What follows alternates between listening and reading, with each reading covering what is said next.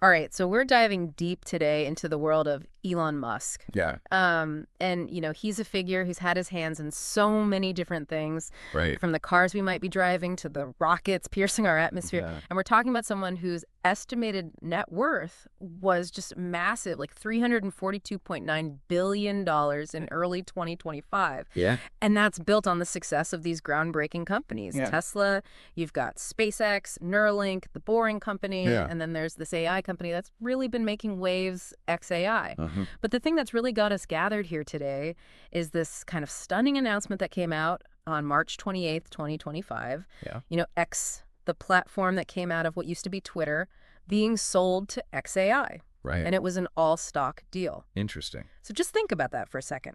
A huge social media platform valued at $33 billion, Wow. becoming part of an AI company, xAI, Right. which itself is valued at a remarkable $80 billion.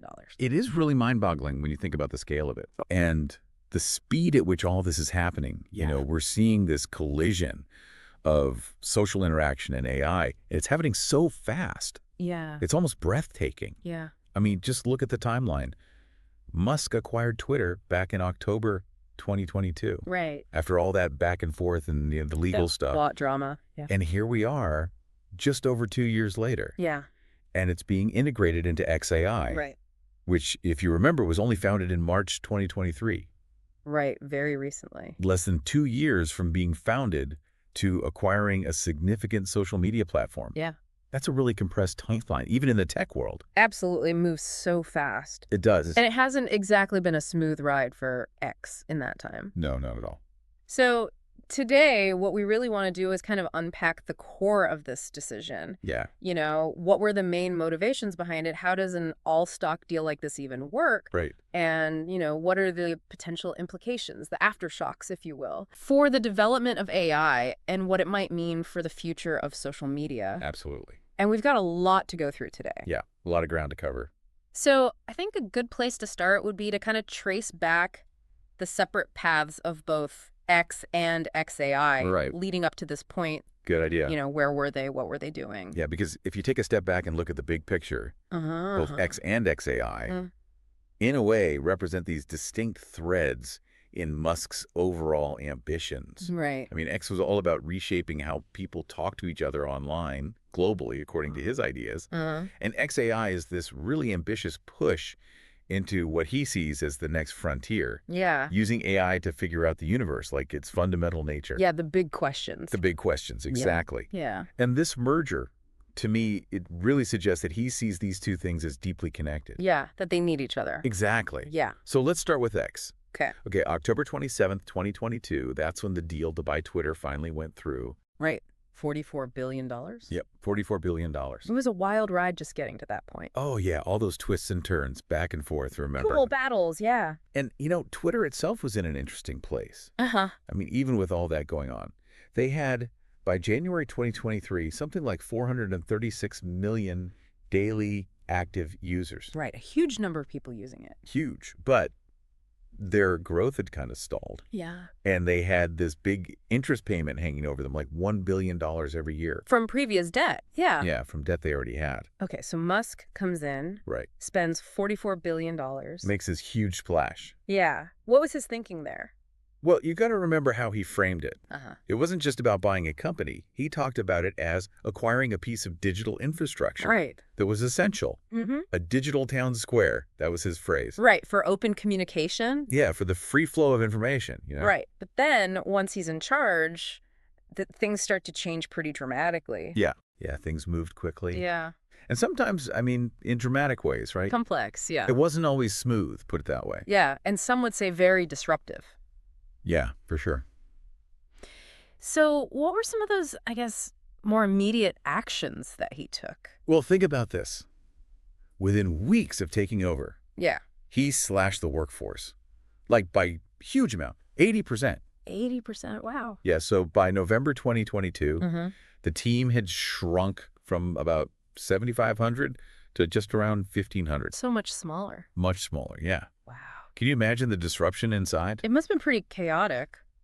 Yeah, this really shows how Musk operates, right? He's all about speed, making changes fast, Mm-hmm. sometimes really big changes.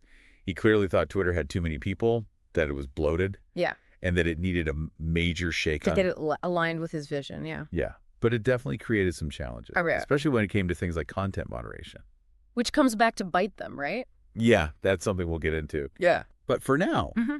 let's keep going with the timeline. Okay. Okay, so July 2023, that's when we saw the big shift. The rebrand. Yeah, gone was the familiar bluebird. Right. Enters X. X. And I think a lot of people were, kind of surprised by that. Yeah, it was a bold move. Yeah, and it wasn't just a name change. No. It was about this ambition Right. to turn X into this everything app. Like a Western version of WeChat. Yeah. Integrating payments, messaging, you name it. All sorts of services. Yeah. It was a huge, huge leap. Yeah. And this idea of the super app, right? Yeah. Is something that keeps coming up with Musk. Uh-huh. He sees this potential to have one platform Right. that handles so much of our digital lives. Yeah. But to take a social media platform that was already well established Right. and try to change it so fundamentally Yeah. while also dealing with all the existing issues, Mm-hmm. that was always going to be tough. Yeah. It was always going to be a challenge. Absolutely. And there were some pretty significant roadblocks along the way, weren't there? Oh, yeah, there were some bumps for sure. Remember the advertiser exodus? So, yeah.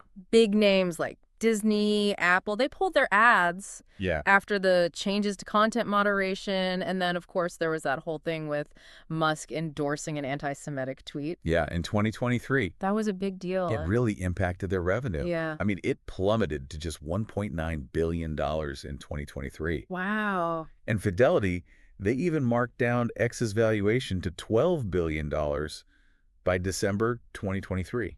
A huge drop. Yeah, like a 72% drop from what Musk had paid. Really showing the power that advertisers have. Yeah, and it really highlighted this tricky balancing act Mm-hmm. that social media platforms have to do Right. between, free speech and giving advertisers a place they feel comfortable. Right, where their brand's safe. Exactly. And I think, for a lot of advertisers, they just weren't comfortable with that. So Right. they went elsewhere. Yeah. But then things started to change again, right? Yeah, there were some shifts. By early 2025, there were signs of at least a partial recovery. Uh-huh.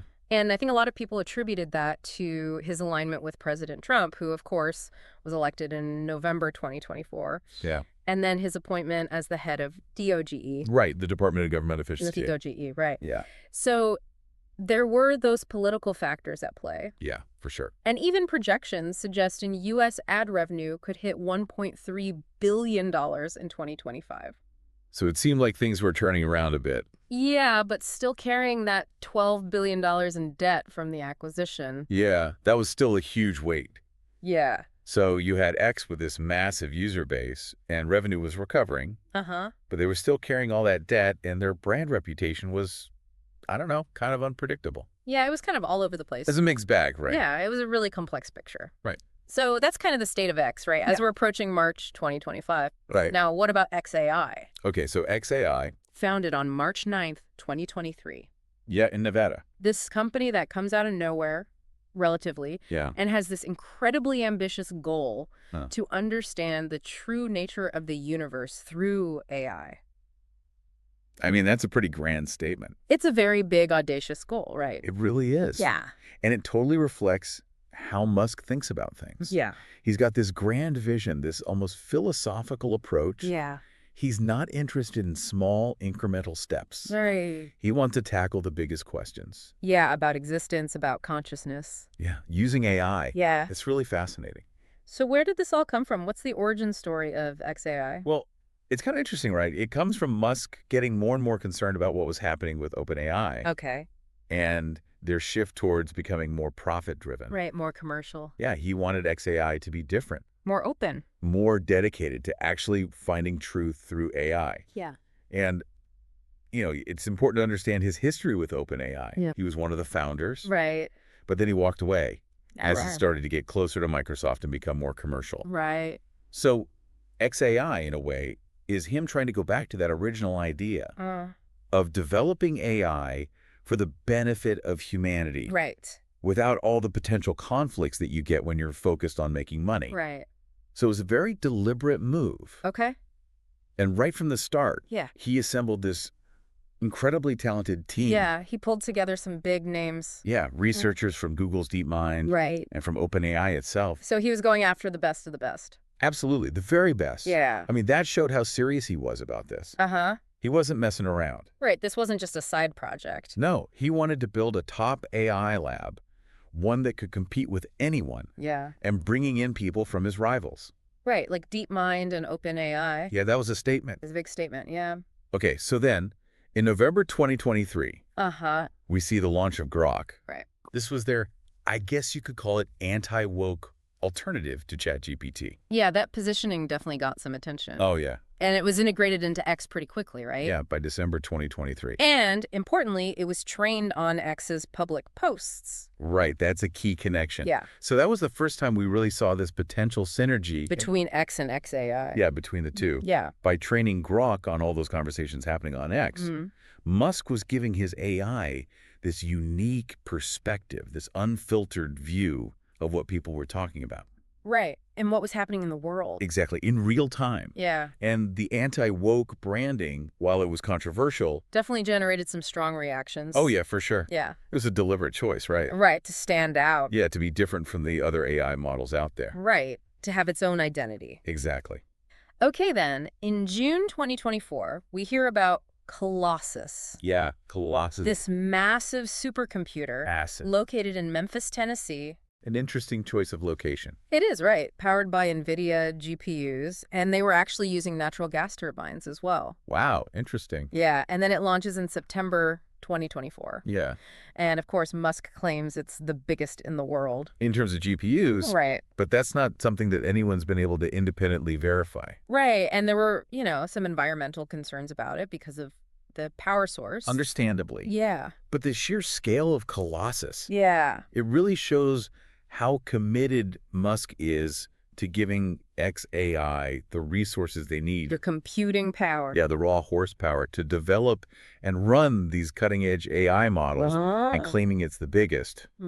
That's classic Musk. Right. Always pushing the limits. Yeah, wanting to be at the forefront. And you mentioned NVIDIA GPUs. Yeah. Those are the things that are really doing the heavy lifting when it comes to training these complex AI systems. They're the workhorses. Yeah. And it's not cheap to build and run something like that. Yeah. But xAI was attracting a lot of investment, right? Oh, yeah. A ton of money was flowing in. $6 billion in May 2024, which gave it a valuation of $24 billion. Yeah.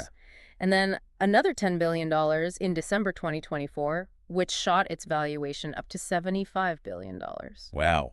Big names are involved, right? Yeah, like Fidelity, Sequoia, Andreessen Horowitz. All these major players, Yeah. they were betting big on xAI. And they clearly believed that Musk and xAI had the potential to really shake things up Right. in the AI world. And by March 2025, its valuation had climbed to $80 billion. Yeah, So that's an incredibly fast rise. it really is. Yeah. It shows how much enthusiasm there is for AI right now Uh-huh. and how much faith investors have in Musk and what he's doing with xAI. And there was that interesting little side story, right? It's in February 2025, where it was reported that xAI tried to buy OpenAI. Yeah, for a massive amount, like $97.4 billion. Almost $100 billion. That would have been a huge deal Yeah. if they had pulled it off. Yeah, but it didn't happen. No, it didn't. But I think that tells us something about Musk's ambitions, right? Yeah. He wanted to be right there at the top, competing head-to-head with the biggest players. And it shows that he recognized the strategic value Yeah. of having a top-tier AI lab like OpenAI Right. combined with a huge platform like X. A way to get your AI out to a lot of people. Exactly. Yeah. So when that deal fell through, Uh-huh. maybe merging xAI and X Yeah. started to seem even more appealing. Right, like the next best thing. Yeah, possibly. Yeah. And then right before the X deal, Uh-huh. in February 2025, they released Grok 3. Grok 3. Okay. And this was a big step forward. Uh-huh. I mean, it was performing really well. Yeah, in benchmarks. Yeah, in all sorts of tests like math and coding. Which are important, right? Yeah, because those benchmarks give us a way to actually measure how good different AI models are. Right, how they stack up against each other. Yeah, objectively, you know? Yeah. So they were getting real results, not just hype. Right, they had something to show for all their work. Yeah, and they were building models that could really compete with the best out there. Yeah. And I think that success, that progress, Uh-huh. probably played a big part in making them more valuable. Yeah. And making this merger with X more attractive? Right, like it made more sense. Yeah. So as we come to March 2025, right before this deal is announced, Yeah. we have X with its massive user base. Hundreds of millions of people. Right, this constant stream of data, Yeah. but also with financial challenges. Right. And we have xAI with all this money and this amazing AI. Cutting edge stuff. Yeah, but they need that data. Right. And they need a way to get their AI out to more people. And they need that scale. Yeah. It almost seems like a perfect match, doesn't it? Yeah, like it was inevitable. Yeah. It's like two pieces of a puzzle fitting together. Right. X has what xAI desperately needs. Right. That data, that real-time information about what users are doing. Yeah. And the sheer size of its user base. Yeah. And xAI has what X could really use. Advanced AI and potentially a more stable financial situation. Exactly. Yeah. The classic example of two things complementing each other. Yeah, their strengths and weaknesses. Right. Yeah, and Musk has a history of making these kind of bold strategic moves. Oh, yeah, for sure. The Tesla acquisition of Solar City, that was a big one. A big and controversial one. Right, a lot of people didn't understand it at the time. Yeah, they thought it was a bad deal. Right, but he was adamant that it was essential to his long-term vision. For sustainable energy. Right. And eventually, I think a lot of people came around to his way of thinking. Yeah, and it became a part of Tesla's overall strategy. It did. Yeah. So that's a good parallel. Yeah. It shows that Musk is willing to make these big, sometimes unpopular decisions if he thinks they're strategically important. Right. For the bigger picture. Yeah. And the fact that the Solar City thing eventually worked out. Yeah, even though people were skeptical. Yeah, it probably gave him more confidence. To keep making these kinds of moves. Yeah. So March 28th, 2025, he announces it on X. Of course. This very concise message. Classic Musk. Yeah, about unlocking immense potential. Bringing X's reach together with xAI's tech. Yeah, very Muskian in its delivery. Oh, yeah, for sure. Very short, visionary, not a lot of detail. Right, leaving everyone to sort of fill in the blanks. But the main message was clear, wasn't it? Yeah. He saw something powerful in bringing these two together. Yeah. Something transformative. Okay, so let's break down the deal itself. Okay. It was announced on March 28th, 2025, and it was an all-stock transaction. Yeah. So for those who maybe aren't, super familiar with finance, Right. what exactly does an all-stock deal mean? So basically, instead of paying cash, Okay. the acquiring company, which in this case is xAI, Uh-huh. they pay for the company they're buying, X, using their own shares. Okay. So instead of getting cash, the people who own shares of X get shares of xAI. Okay, so it's like a trade. Yeah, it's a swap. Okay. And this allows companies to merge without needing a ton of cash on hand. Makes sense. Yeah. And it also means that the people who owned X before, Right. now they become part owners of xAI. Right, they're all in it together. Yeah. And their fortunes are tied to how well the combined company does. Okay, so in this deal, X was valued at $33 billion, Right. which we said earlier comes from a $45 billion enterprise value minus that $12 billion debt they had. Mm-hmm. And it's kind of interesting that that $45 billion enterprise value is pretty close to that $44 billion he paid for Twitter originally. Almost like a mirror image, right? Yeah, like maybe he was trying to, I don't know, send a message or something. Yeah, maybe a bit of symbolism there. Yeah. And when we talk about enterprise value, it's basically a way to look at the total value of a company. Okay. It's not just the stock price. Uh-huh. It includes the value of its stock plus its debt Yeah. minus any cash it has. Right, so it's a bigger picture view. It's a more complete picture. Okay. And in this case, even though X's stock might have been worth less because of the debt, Yeah. the overall business was still considered to be worth about $45 billion. Right. And it's interesting that it's so close to that original price. Yeah. Maybe it's deliberate, Right. like they wanted to frame it that way. Yeah, keep that narrative of, value retention. Yeah, maybe. Now, we talked about the financing of the original Twitter deal. Right, that $13 billion in bank loans. Yeah, that's a lot of money to owe. And those were finally paid off in February 2025. Yeah. So that must have been a huge relief. Yeah, to have that weight off their shoulders. Yeah, because carrying that much debt for so long, Uh-huh. it creates a lot of pressure. Yeah, financial pressure. Yeah, and it limits what you can do. Yeah. So getting rid of that debt, Yeah. even if they paid it back in full, Uh-huh. it really cleared the way for this merger with xAI. Yeah, you give them a fresh start. Yeah, a cleaner slate, financially. Okay, so xAI comes into this deal Yeah. valued at $80 billion, Right. which is a big jump from that $75 billion valuation they had back in December 2024. Just a few months earlier. Yeah, it seems like the market just can't get enough of AI right now. It's the hot thing. Yeah. And xAI, with Musk at the helm, Right, yeah. and all the buzz around Grok 3, Yeah. they were definitely benefiting from that. That excitement, that energy. Yeah. Yeah. And that $5 billion increase in valuation in such a short time, Yeah. that really shows how much investors believe in xAI. They're putting their money where their mouth is. They are. Yeah. So in this all-stock deal, Uh-huh. the people who owned shares of X, Yeah. they essentially traded them in for shares of xAI. Right, it was a swap. Yeah. And we mentioned earlier that a lot of the same investors Yeah. were involved in both companies. It's like Fidelity, Sequoia. Right. They had stakes in both, Yeah. which probably made things easier, don't you think? Yeah, I would think so. I mean, when you have the same people on both sides of a deal, Mm-hmm. it can really smooth things over. Right, less friction. Yeah. Yeah. Because they probably already understood why the merger made sense. Yeah, they were on board with the strategy. Yeah. And they were fine with trading their X shares for xAI shares. Right, because they saw the potential there. Yeah, exactly. And for Musk himself, this all-stock deal probably means he has even more control. Over both companies. Yeah, even though we don't know the exact details of his ownership. Right, because they're private companies. But, I mean, he's known for wanting to be in charge. Yeah, he likes to have his hands on the wheel. Yeah. So it's very likely that this merger just strengthens his position. Yeah. By bringing X and xAI together under one roof, Yeah. he can really steer things in the direction he wants. Right, and make sure they're working together the way he envisions. Exactly. Yeah. And, we mentioned earlier about the analyst Gil Luria Mm-hmm. and his comment about the $45 billion enterprise value of X being so close to that original $44 billion purchase price. Right, almost like a way of saying, see, I didn't lose money. Yeah, maybe. Or at least not on the core business itself. Yeah. I mean, Musk is really good at shaping how people see things. Mm-hmm. And by framing the deal in a way that says, hey, the value's still there. Right, even with all the debt. Yeah, it probably looks good to investors. Right, reinforces his image as, the deal maker. Yeah, the guy who knows what he's doing. Yeah. So let's dig into the reasons behind this move, the strategic thinking. Okay. Because Musk talked about the synergy Uh-huh. between xAI and X. Right. Data, models, compute, distribution, and talent. Yeah, that was his phrase. But what does that actually mean in practice? Okay, so let's break it down. Right. Okay. Data.